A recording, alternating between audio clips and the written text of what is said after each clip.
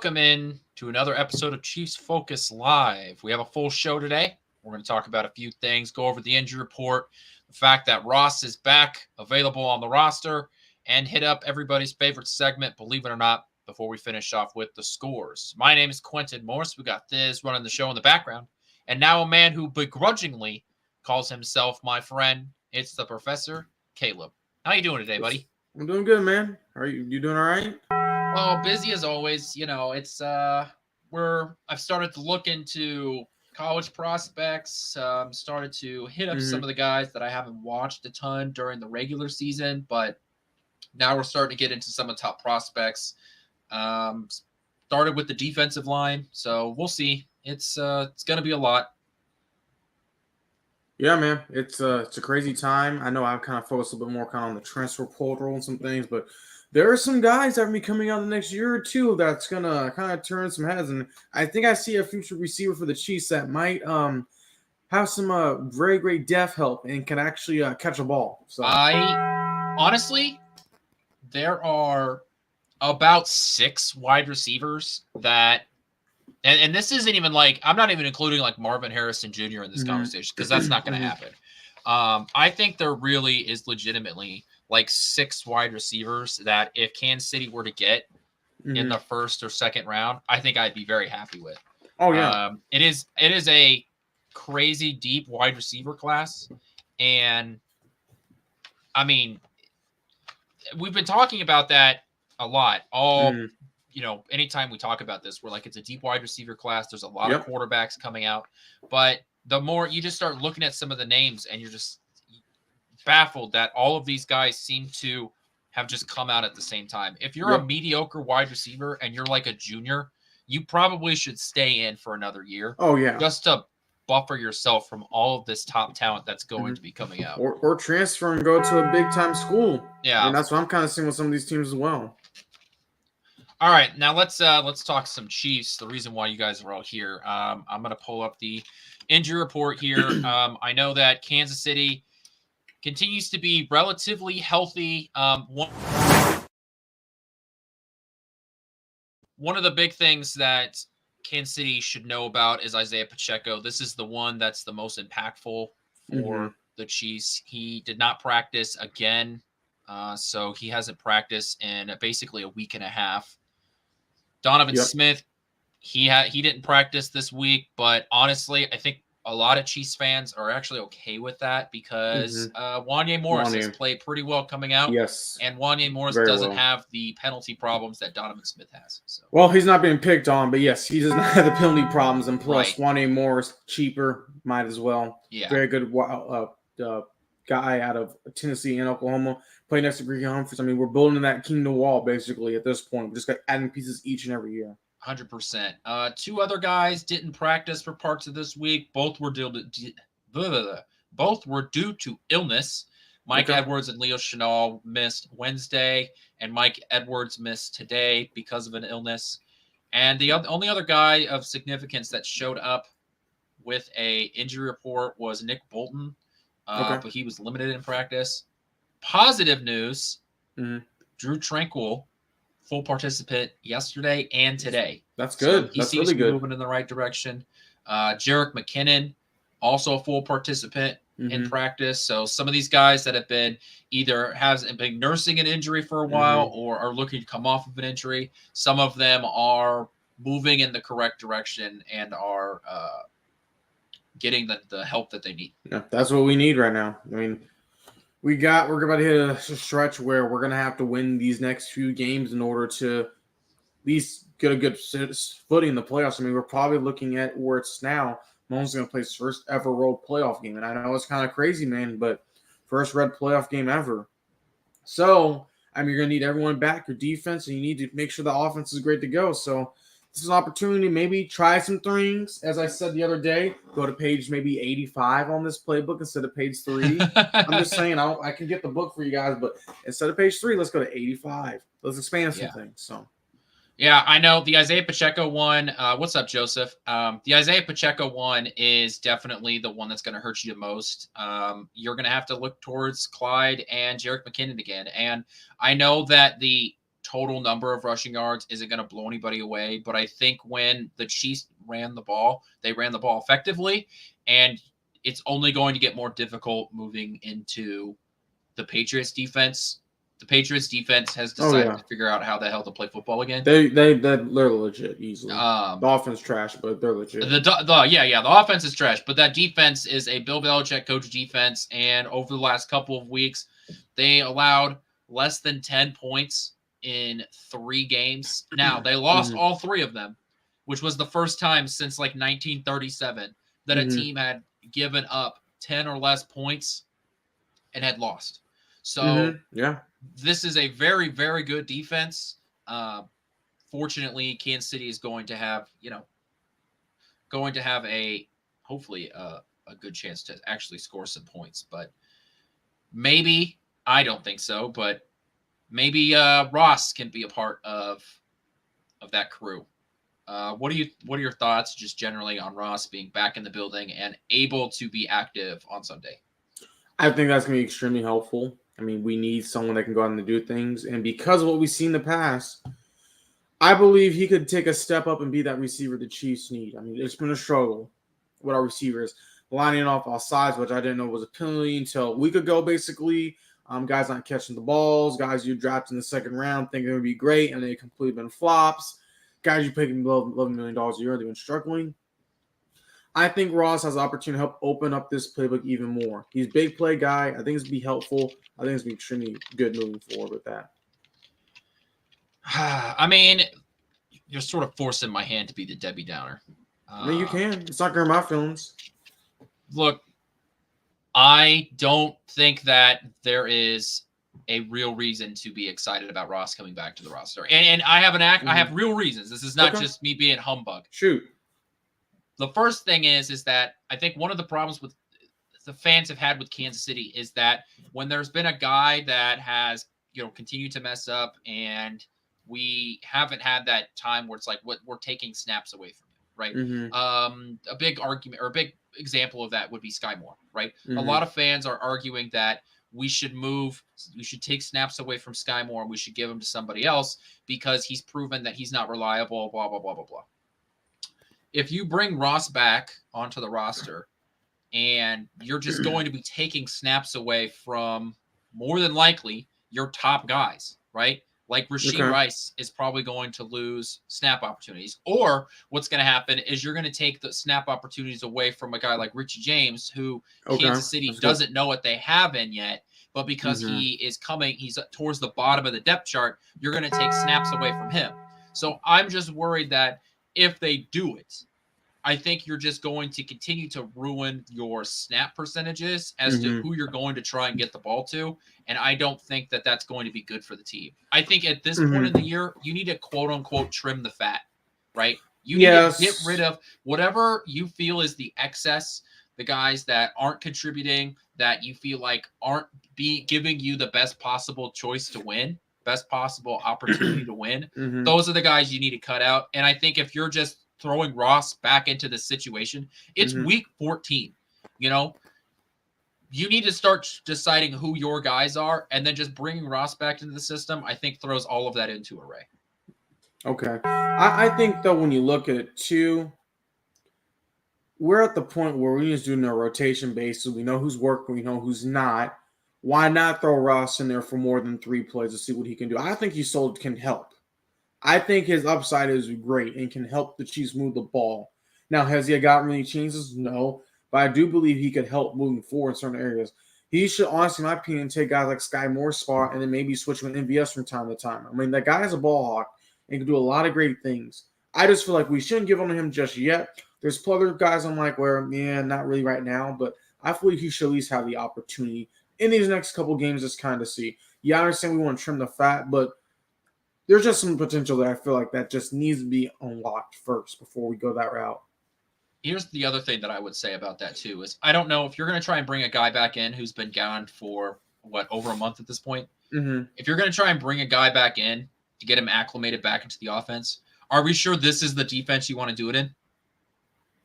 Right? Are we sure that we want to bring back a guy up against one of the most difficult defenses in the NFL right now? Or do you want to wait a week and have them go up against the Raiders? Well, I feel like regardless, they're running into two teams that have nothing to lose. Number one, the Patriots have nothing to lose because of Belichick, and those guys seem like they love Belichick, so they're going to go hard regardless. And the Raiders, on the other hand, are doing a butt whooping on the Chargers, and they think they're the next hot thing with Antonio Pierce and all these guys. So honestly, I feel like you might as well just kind of see how it goes through this adversity and see how it works out. Okay. I think the Chiefs have enough weapons, and due to the Patriots' offense being that bad, you can experiment in this game right here. Yeah. I still am going to stand with my take early in the year, going back even to training camp and all that Ross has to prove it first. I can't just sit here and blindly talk about somebody who, if he was supposed to be this good from the beginning, then he would have gotten opportunities faster than what he's gotten in Kansas City. And if he was as good as everybody wants him to be, then he wouldn't be riding the bench.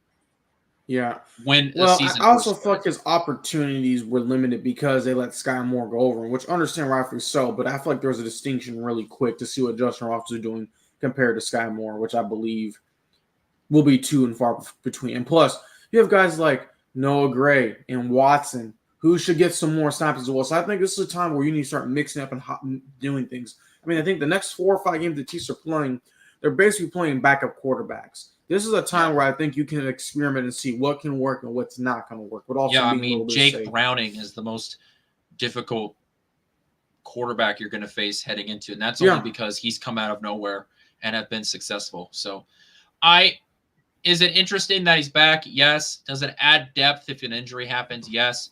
Do I think he's going to be active on Sunday? I don't think he's going to even be active on Sunday. I think he's going to be a healthy scratch. He could be.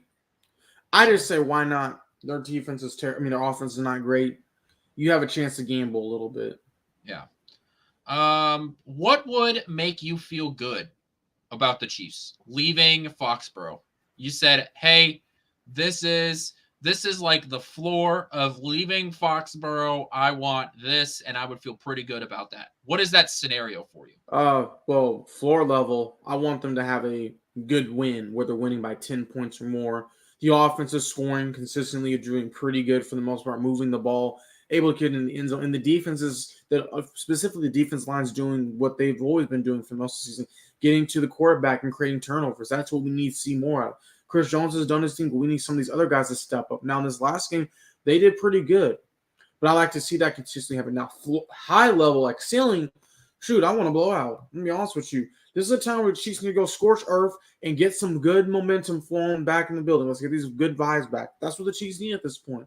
Because we have seen, like Joe just put it, if you could put this comment on me for the screen, because I appreciate it, just not beat ourselves. They really beaten themselves in all the games they lost. If things would have not happened the way they wanted to, we would be in a different situation. The Chiefs have lost all the games due to, I think, one possession. 1 or 2 plays changed the ball game. Literally. The Chiefs have an opportunity to fix those issues. So I believe if they can win and win convincingly and basically make it a blowout, that's what I think would really help this team moving forward. Mahomes gets back to his thing. Kelsey gets a touchdown or 2. Maybe Clyde gets something. The defense maybe gets a pick 6 or gets a couple turnovers, and we're consistently doing well. That's my ceiling right there. Man, I've been thinking about this for a while, and I just think that, like, the final score isn't what's going to determine whether or not this was a good game for me, which I know is already a weird sentence, but I think it's just going to be how they look, right? If this is a team that struggles because it's a very good defense, but they struggle not because they're playing poorly, but because the defense is playing well, I think I can live with that, right? You're going to face top defenses, and your offense is going to struggle even when you're the best offense in the NFL. We saw that last year, right? Kansas City was the number 1 team, number 1 offense in the league, and they still spun their wheels a little bit. Oh, yeah. If Kansas City comes out and they struggle, not because the Patriots defense is doing what it does, but instead it's more of the penalties, the turnovers, the drops, then even if the final score is, 24-7 or whatever, then I'm still not going to feel great about it. But let's say the Kansas City's offense doesn't do a lot of those mistakes, but they score only 17 points, I think I can actually convince myself that that game is going to be better for Kansas City. I can't. I've seen too many Kansas City games over my lifetime where I have literally drunk the Kool-Aid or let that little breadcrumb make me feel good. Specifically during that Mahomes' first season starting with the defense absolutely terrible. And the media, specifically all the radio stations, had everyone convinced, oh, the defense is not that bad. I mean, we did pretty good against Arizona when Arizona had Josh Rosen, and we ended up beating them. I mean, I have to see a little bit more convincing, similar to what we saw how the Chiefs dismantled the Bears and would feel pretty good. That's just how I feel personally. I know you see it differently, but I need to see the offense go down there, 4 drives, 4 touchdowns, maybe a field goal or 2. Defense gets a couple stacks and gets a couple turnovers. I just think if we can have a performance like that, overall, that's going to be beneficial on multiple different levels. So then, what would the defense, need to do to continue to make you feel good about it? I need 3 sacks. I need a pick and also need maybe a forced fumble. Maybe not a fumble, but a forced fumble. We need guys. You need the whole Thanksgiving meal, or I guess we're close to Christmas. So you need the whole Thanksgiving. I need the whole Thanksgiving meal. They need a win like this to beat up a team. They beat up the Bears early in the season when they were struggling. The Chiefs can do the same thing here. I have a really good chance they could do it. But if we get conservative, we stay on page 3 of the playbook, and we kept letting guys like Sky Moore and MVS play, and they drop wide open touchdowns or fumble the ball, things like that. Or Mahomes, for some reason, decides to throw a pass and gets tipped to line of scrimmage.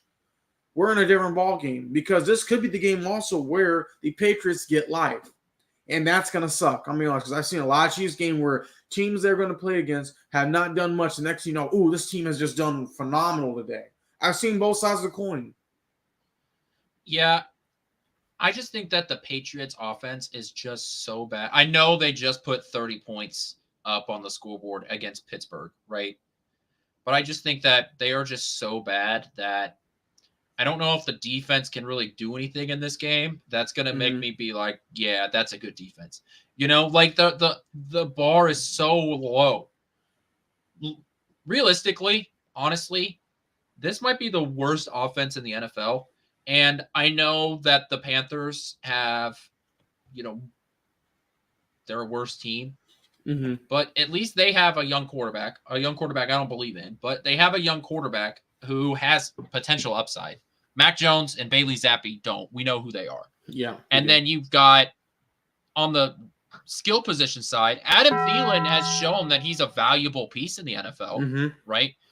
You don't want anybody that plays in any skill position on the New England Patriots on your football team. No. So I just don't think that there's anything this defense can do for me that's going to prove like, this is still a great defense or they went out. They kind of just have to go out and do their job. Yep. And I think in a lot of Chiefs fans' eyes, that job is just going to be so like painfully high because that's just how bad they are. We got to remember that this was supposed to be a primetime Monday night game. It was. And that's the crazy thing. The Patriots are so bad that ESPN was like, nah, we good, buddy. We good, bro. Patrick Mahomes, no thanks. Like, that's how bad this offense is for the Patriots. That they we got to see the Patrick Cowboys. Mahomes. But we have to see the Cowboys when they're bad play on prime time. So it's kind of like, why? Again, it's all about money. NFL's a business. But it just tells you how bad the Patriots are that they refused Patrick Mahomes. So I just think that there's not a ton that they can do. Stopping the run, like that comment was, that would be nice. But, not giving up a deep bomb to whatever 7th round undrafted free agent that plays wide receiver for them. I mean, I don't even know if Juju Smith-Schuster's playing in this game because of his ankle knee injury, knee ankle, something like that. It's been bothering him all season. So, I now want to. I don't want to call it a hot take. It's just something that I've been thinking about, and I want to hear your opinion on this. All right. Can we pump the brakes on the Brett Veach hate? I didn't even give him hate. I just said this is a position you did not prepare well in, and these are the fruits of your labor. So I'm not giving him hate like other people. I think it's very clear that there was a mistake made in the team building process when it comes to the wide receivers, right? So Juju Smith-Schuster left, and which was a good move, by the way. And people don't want to talk about that. that it was a good move you let Smith-Schuster walk because, as we Yep. just said, Mhm. that he got that 3-year deal, and he's going to look like a – I mean, the guy's knee was going to explode according to reports. That's how much swelling there was. And he's played in, I think, 4 or 5 games for them Yep. this year. So Mhm.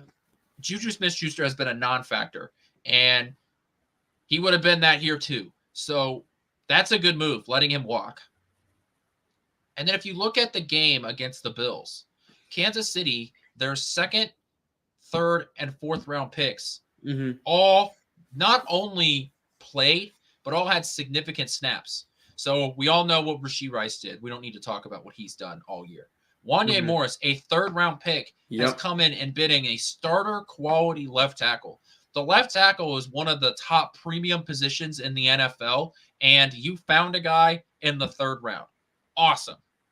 The fourth round is Shamari Connor, right? He had an Mhm. interception, and he came in and he played it very well in a very difficult hybrid position. Mhm. And it's just another guy that there's a chance that in the next 3 years, we're going to be looking back and be like, man, that Shamari Connor pick was so great. Picked a guy from a smaller school. Yeah. He came out and he just blew up onto the scene. So Mhm. I know that people want to, and once again, rightfully so, they want to talk about how bad the decision-making process was for the wide receiver room. But Brett Veach made a ton of really good moves over the offseason. And we haven't even gotten to some of the Drew Tranquill, right? Yes. That's another one. That's one of those, especially with Bolton being out. Drew Tranquill stepped in. He leads this team in tackles, and he was a free agent signing, right? So this is a organization that continues to make very good moves. And I just think that if we take a deep breath and we look back at what Kansas City has done, that there have been a lot of good in terms of the personnel acquiring. And just because you have one black eye doesn't mean that you should turn away from the rest of the really good moves. I agree with you. I wouldn't say it's a bust by any means or bad. I'm just saying I saw this issue coming in March after the draft. I'm like, we really didn't make any receiver moves and we didn't bring anyone in. And guys like NVS kind of did his thing. Sky Moore, I mean, yeah, he got the touchdown in the Super Bowl, but that was kind of much it. And I was like, Richie James, huh? Tony, number 1, are you sure about that? And I was like, this ain't adding up. This is not adding up. So those are just my thoughts when I looked at it. Now, I think he knows you have to have some weapons. I just saw from the minute this is happening, I was like, this is gonna be an Aaron Rodgers situation where Aaron Rodgers couldn't do all he could do, could only do so much, and they were still losing. And the Chiefs were in this kind of similar position. We were literally drop passes away or offside penalties from being a basically 2-loss to 1-loss team. They're in a chance to do a lot more greater things than what they have beforehand. So I'm not throwing the bath out with everything in it, but I do believe we have to look at some nuggets. And you're right. We have to give some credence to where credence is due, specifically with the greatness of these picks. Yeah, I just think that because of the one glaring issue, and it sort of is taken away from all of the other good that has been done, even just in this offseason. And then one of the guys that I feel like is catching some flack is not necessarily the person, but how the pick was used. The drafting of FAU, Felix Anudike-Uzomah. I don't think it's bad. I wish we get some more playing time. Really. He has 40 snaps on the year, but on the other hand, it's like the defensive line, minus a few weeks, has done its job, right? The defensive line hasn't been a problem for this offense. So I think that there are some people that are looking back and they're like, you should have used that first round pick on a player that could play now, and not thinking of it as sort of that quote unquote luxury pick that you had, and you went and you picked a project player from a local kid that, is going to redshirt for a year. That's a good point. And yeah, I'm hearing that. I understand the frustration of it, but on the other hand, it's like, okay, who did you want then, right? If you look at the next couple picks, did you want the guy that was picked by the Lions, the tight end, Laporta? I mean, he was there. Yeah, Laporta, Sam Laporta. I mean, he would have been in our offense, dude. That would have cost his place. Right. I'm telling you right now. But right around there too, afterwards, you had Tennessee pick their quarterback. Well, that you're not going to do that. there was a center taken. The Raiders, their tight end went, Michael Mayer. So it's like, okay, maybe you feel like they should have went after a tight end. But when in the draft process, when we were talking about Kansas City going after a tight end, the whole conversation was it's a pick for the future. Mm-hmm. So I don't think that I don't want the hate to come towards FAU because he was picked by a team who felt that they had a quote unquote a luxury pick in the first round. And they weren't going to go after somebody that in a position of need because there wasn't someone that was valued there. So I also just want to pump the brakes on that. And yeah, I mean, we can't. And yeah, you bring up a great point. I mean, he hasn't really been there much, but I mean, he was kind of a little bit the best available. As Phil said, FUAU will replace Dana for 2024. I believe Chiefs are getting guys early, a year early. So they're not throwing him in there when they're rookie. Connor's going to be Snead's replacement. FAU has a good chance to be Dan's replacement. Guys like Leo Chanel's probably going to be Willie Gay's replacement. So I believe if there's a good enough guy in a spot, they're going to take him early and let them play a little bit. And yeah, we can get them to the defensive. Well, they're not playing. Well, sometimes not every guy is going to play when they need to. Now, I believe they may let them loose eventually, but just not right now. Also, I'd like to point out that FAU is 20 years old. And there is a real point of saying that he still has the ability to physically grow, you know? Like I know the difference between, you know, a 22 and a 20-year-old can be massive. Oh, right? yeah. I mean, you could be 30 pounds of dude. Right. So there also is that to where, you know, this is an opportunity for not only him to learn the system and all that, but it could also just be to physically get bigger. Yeah. And it just takes time getting that NFL weight room, learn things. I mean, that eventually that's what's going to happen, I feel like. So sometimes you have to take that red shirt year. They're going to play a little bit, just kind of see. Now they could turn loose in these next 5 games. I mean, you're going against teams that don't have great offenses. This will be a great time to see and test what he can do, which I would be happy to see. So, all right, one more thing to ask you about what would make you feel good. What are your expectations for this rushing game? Without the assumption is Pacheco's not going to be in, right? Because he's already missed this much time, and if he isn't limited in practice today, then he's odds are not going to play. So, what is sort of that, you know, expectation, or what would you be like? That was a successful day for Clyde and McKinnon. Combine over 50 rushing yards with, let's say, over 30 receiving yards to go together. So both of them will take all yards compared to all purpose is about 100 over, because I think that's what it will take to win.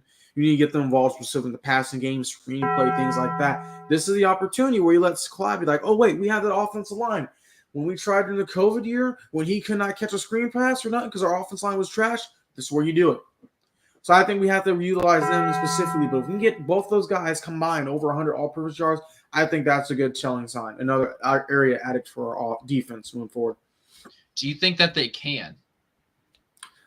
Whew. It's going to come down to play calling. As JP says, the offensive play calls have to get so many percent of the calls. Now, I don't know what's going to happen, but I think it's very possible either they're going to get 50 yards of combined rushing or 50 yards combined receiving.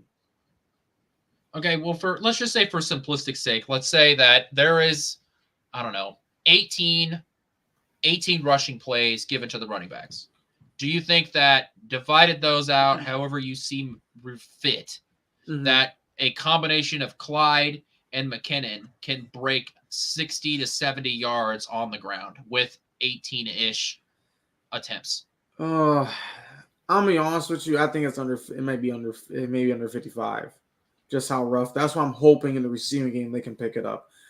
The thing is, like last game, Clyde was doing really good on the ball and they went away from it. So it seems like our offensive play calling, we start really good in certain areas, then we pull back. We do good, then we pull back. I think we have to have a great balance of this game in order to win. Joseph asked a good question here. Will we keep Dana if we lose Jones? At a certain point, you got to keep somebody, right? I mean, like, you have a salary cap, but if you're letting $30 million walk out of the room, well, now you got $30 million to spend on somebody else. So, and Mike Dana isn't going to cost you anywhere near that. I know he's having a career year and all that, but I mean, he might cost you $8-9 million. So, yes, you would think so, unless there's some other plan. But at a certain point, you do need to keep somebody around. So, yeah, I think it's one or the other. And it's not because they value, Dana more than Jones. It'll just come down to whether or not Jones is able to work a contract. And right now on PFF, he's the number one free agent projection in the NFL. So I have no doubt that when Chris Jones goes into free agency, that he's going to get a good chunk of money. Oh yeah, and I'll be honest with you, I'm preparing if he doesn't come back to the Chiefs, especially if the season doesn't end the great way we think it could. I just feel his time could come to end. I mean, yeah, you can say you want me Kansas City all you want, but after the stuff you did week 1 and stuff during the offseason, I'm like, I don't know. I don't think Veach is going to go through that third wheel again if they can't get through that phase of free agency. Like, do that a third time, the optics get raised even higher. I don't know. It's not looking good, man. It's so rare for even star athletes to play their entire career for one team. I mean, it across really any sport, right? And I'm not even just talking like quarterbacks, like the Aaron Rodgers and the Tom Brady's of the world. Even like look at Kansas City, right? Yeah. Like Jamal Charles played for the Broncos. Yep, he did. Derek Johnson played for the Raiders.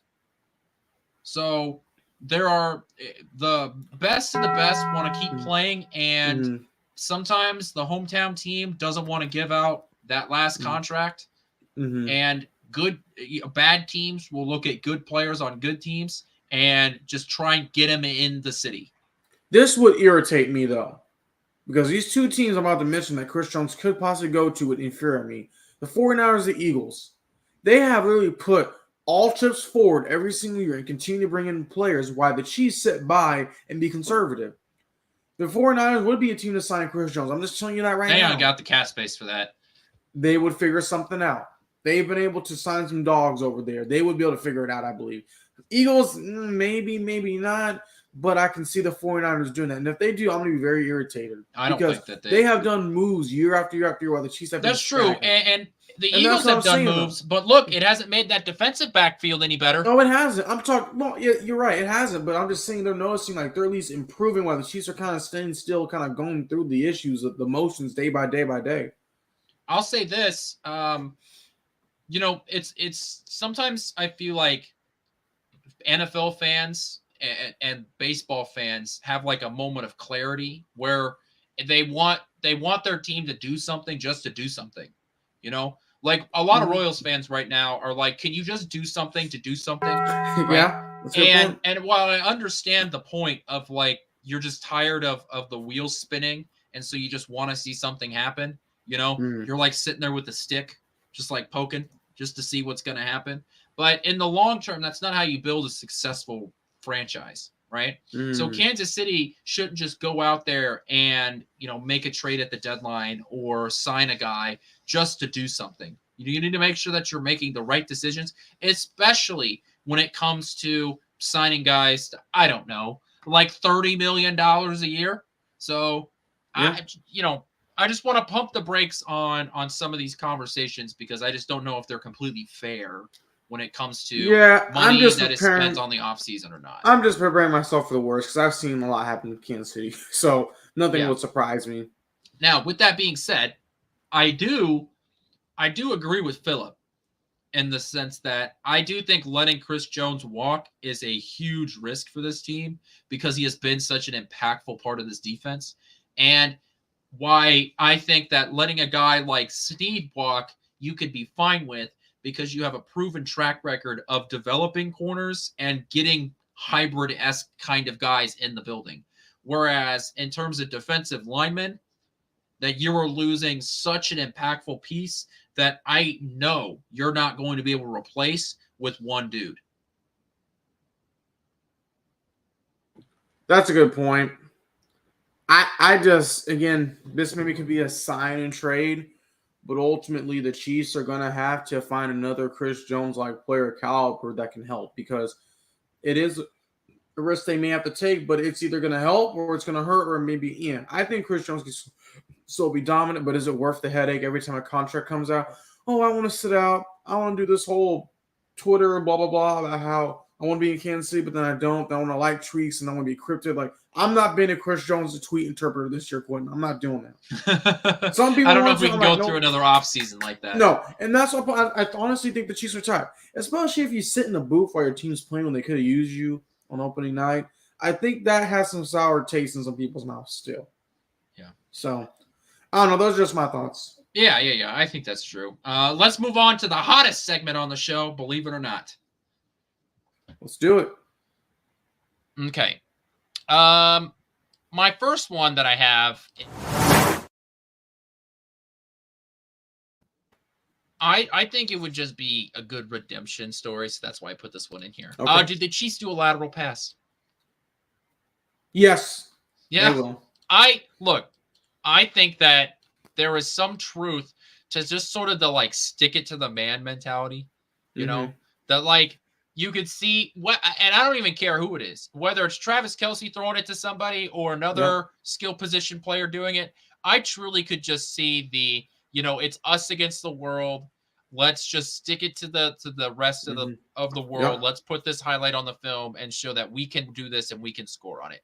Exactly. I do think that Kansas City does some sort of a crazy lateral pass play like they did against Buffalo. That'd be nice. A hook and ladder or something like in Friday Night Lights. That'd be nice. Who do you think it is? Who's your most likely combo? I'm going to have to say Kelce to Tony again. Let's rewrite the wrong. Just sort of a run it back mentality. Yeah. Yeah. If I were to say I think Travis Kelce throwing, because he seems to be the only one that either has the confidence to do it, or has like the green light to do it. Mm-hmm. If Pacheco was in this game, I'd say maybe him, but I don't think he is. Maybe you have like Kelce doing it to McKinnon. Like if McKinnon's running a little wheel route on the outside. That'd be cool. And like McKinnon is going in to do some sort of a chip block, or he's job is to protect, but if they didn't send an extra blitzer that on that game or on that down, so they send McKinnon on an outside like just fly route type deal. I could see that. That's probably one that I could go to and realistically see happen. But I would definitely agree with you that the Tony one definitely seems to be the most common. Yeah. All right, moving on to numero 2. Does Kansas City's defense keep the Patriots passing offense under 100 yards? That's a tough one. I know. I'm going to say no. Again, they're playing for Belichick, and if they win, this is going to give them some resume for somewhere else to even get another opportunity to coach, which he would have anyway. But in order to take out the reigning NFL champions, Super Bowl champs, I think they're going to throw the kitchen sink in more for Belichick, literally. We're going to have a mass exodus out of there very soon. Yeah, 100 yards is just so easy, right, in today's NFL. And all it takes, is one busted coverage, which I know Kansas City doesn't have. But I just feel like that a mistake is just so there to make. I mean, Mahomes got in one drive. Exactly. Before 110 yards. I remember specifically. Got a pass, they called it back, counted pass yards, and went down through a touchdown. 110 yards on one drive. It can happen. So, and like all you have to do is average like 25 points a quarter or 25 passing yards a quarter to get to 100. So I do think that they'll hit that. And Tim Tebow's not out there too, so they're definitely going to get 25. Look, the fact that this is even a legitimate discussion, though, once again, just proves about how bad this passing offense is for the Patriots. My final question continues to talk about the passing offense. Do we see Mac Jones at all during this game? Do they bench Zappe partway through the game? If it gets rough, yes, but I don't think they're going to. I think they've seen what they need to see from Jones. They're going to let Zappe do his thing. They may even let Cunningham come up. I think if he's still on the roster. God. So Yeah. I'm just saying. I think we've seen all we need to see. Yeah, I think he gets benched. I think he just, because if Chiefs offense or Chiefs defense is as good as we really think it is, and we know that Bill Belichick has been quick on the trigger there, right? He has been a guy that has been willing to swap quarterbacks out. If this game is, even if the score is close, especially if the score is close and the offense just has nothing, then at halftime, I could see the Patriots going back to Mac Jones. And this just seems to be sort of the Patriot way as of now, is to continue to go back and forth to try and see who has the hot hand that day. And neither one of them will ever have a hot hand. Yeah, I agree. Okay. Now we're just down to score predictions. So what do you got? All right, I'm going to go Chiefs. I'm going to say they're going to be winning. You picked them losing last week, and you were right. So everyone give Quentin his little flowers there. We can give you little snaps or whatever. We can give you a little snaps, Quentin. So you yeah, I told you I didn't feel good about it, but I didn't feel good either. But I have some hope. I'm just gonna tell you. I'm gonna tell you how I feel. I'm gonna give you the facts. That's okay. I'm gonna say the Chiefs are gonna win this game. I'm gonna say 24 to, let's say, 11. 24 to 11. Okay. Scoregami right there. Scoregami. I think the Patriots score 6, and I haven't decided whether it's 2 field goals or if it's just a 2-point conversion failed attempt after a touchdown. I haven't decided that yet, but I do think they score 6. And then I think that Kansas City doesn't come out and blow the doors off of them with their offense, because I do think that defense is good. So I want to go with 24, but you chose 24, so I'll go 23 to 6. Oh, okay. All right. Perfect. So Chicago Bears win. Okay. Yeah. Man, you think the Patriots are putting up 14 points, Philip? Disrespect. Dang, the disrespect on the Chiefs defense. Knowing Philip, he's going to probably say it's going to be a burner touchdown towards the end, basically. I see where he's going with. Touchdown. Garbage time, burner time, yeah. He's been right, though. I got to give Philip his flowers. He's been right on a couple different things. Several things, actually, throughout the years. Do you have any other final thoughts that you want to get before we end the show?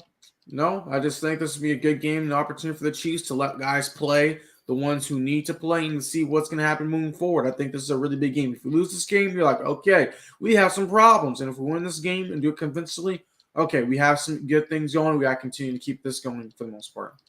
Yeah, I do think that this is an opportunity to sort of wash your hands of the Bills game and move forward and have a chance to win the division. Because while I don't think that the Broncos have any realistic chance of winning this division, a win today or a win on Sunday would sort of continue to push that out of their minds and just go and take care of your business. Because at this point now, you're in a position where you need some other stuff to happen, but you can only play for Kansas City. You can't worry about what the other things that are happening around the NFL. So go win games and see what happens. That's true. We know that we've already seen Miami fumble when they were facing the Titans. So there is a real chance that you can keep a higher seed, and that's all you got to do is play for yourself. Yeah. As much coach as that seems like, and that truly is what it is. That's true. All right. That's tonight's show. We're going to be back on a post-game show. Remember, that game got flexed. It is now a noon game, so we will be back on here Sunday at 3 o'clock-ish, give or take, whenever the Chiefs game's end. God, I hope this doesn't go into overtime. And remember, you can go download the PSF app, join JP and crew during the game, talk about the game, talk trash about the Patriots, and, say whatever you want during the game. No FCC rules there. And just join and have a good time. So with that, peace out, Kansas City, and go Chiefs.